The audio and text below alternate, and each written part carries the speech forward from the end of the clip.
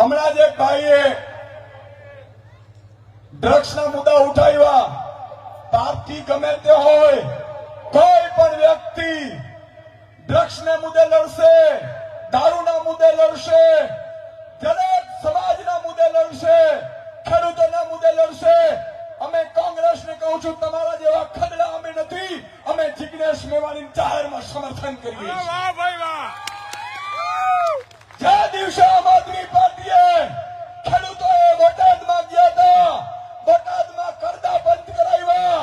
અમારા રાજુ કરપડા, પ્રવીણ રામ, પિયુષ પરમાર, રાજુ બોરકતરિયા જેલમાં ગયા ને, ત્યારે આજ કોંગ્રેસીઓ ત્યાં જઈને તાળીઓ પાડતા હતા. એવા નફા તમે નથી. આ કોંગ્રેસીઓને કહેવા માંગુ છું કે અમે જિગ્નેશ મેવાણીની સાથે, એના મુદ્દાઓની સાથે ઈશુદાન ગઢવી નાખી આમ આદમી પાર્ટીનું સમર્થન છે. અમે રાજનીતિ શુદ્ધ કરવા નીકળ્યા છીએ. ભાજપના ઈશારે ચાલની રાજનીતિ નથી જોતી.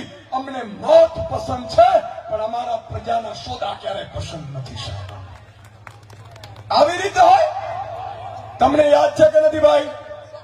હળદરમાં કોંગ્રેસે સભા કરી, આમ આદમી પાર્ટી ઉપર આક્ષેપો કર્યા.